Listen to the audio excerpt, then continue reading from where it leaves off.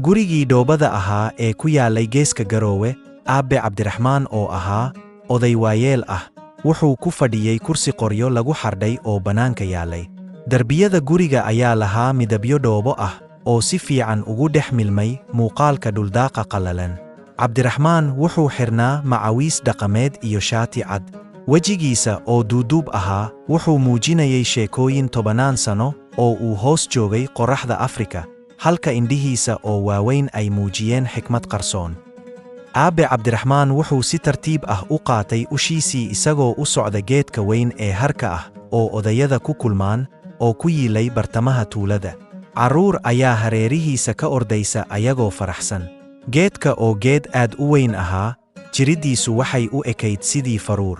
Laamihiisuna waxay u fidayeen sidii gacmo soo dhowaynaya dadka tuulada ayaana halkaas ku kulmi jiray si ay u dhegaystaan sheekooyinkiisa hore. Markii ay qorraxdu dhacday, tuuladii waxaa isugu yimid odayaashii oo geedka hoos fadhiistay, iyagoo ku fadhiya fadhiyo yaryar. Aabe Cabdiraxmaan wuxuu fadhiyey bartamaha, codkiisa oo xooggan inkastoo uu duq ahaa. Wuxuu ka sheekaynayay halyeeyo hore oo Soomaaliyeed. Cirka waxaa laga arkayay iftiinka xiddigaha, hawadana waxaa ka urayay foox ka baxaysa meel dab yar ka shidhnaa. Habeenkaa, Aabe Cabdiraxmaan wuxuu ku riyooday dhallinyarnimadiisii. Wuxuu arkay isaga oo geel daajinaya, xilli cad eedu sii dhacayso.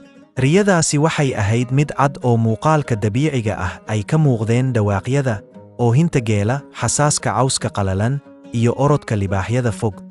Subaxdii dambe, Aabe Cabdiraxmaan wuxuu dhallinyaradii tuulada ku kulmiyey geedka. Wuxuu mid kasta gacanta u geliyey farshaxan yar oo qoryo ah oo uu xardhay, mid kasta oo ka tarjumaya qiimo nololeed, geesinimo, naxariis, xikmad iyo dulqaad. Sheekooyinkeennu waa dhaxalkayaga, ayuu yidhi.